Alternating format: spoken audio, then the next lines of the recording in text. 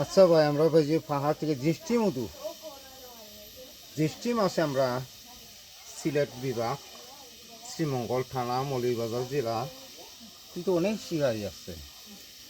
আমরা জ্যেষ্ঠী মধু আমরা কিন্তু রাসমধু আমরা শিকার করি, কোনোদিন পাই কোনোদিন পাই না। 10 দিন ঘুরলে 10 দিন আমরা ঘুরে আইতে হয়। কোনোদিন হঠাৎ করে লাগিয়ে যায় কি 2 কেজি 2 কেজি কিংবা 3 কেজি পায়, কিংবা 1 কেজি পায়, 250 গ্রামও পায়।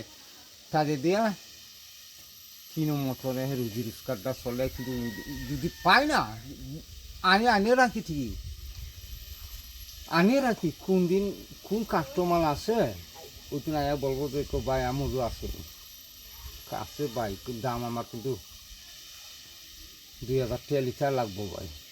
কিন্তু আমি বলছি কিন্তু এই মধু কিন্তু ঝামেলা নাই, কিন্তু কম্পিউটার চেক আপ করলেও যদি আমি বলেছি কম্পিউটার চেক আপে যদি 2 নম্বর মধু যদি ধরা পড়ছে, আমি মধুর দাম নেব না,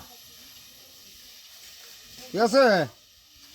কিন্তু মধু যদি 2 নম্বর হয়, আমি তো মধুর পয়সা নেব না, 2 নম্বর যদি হয়।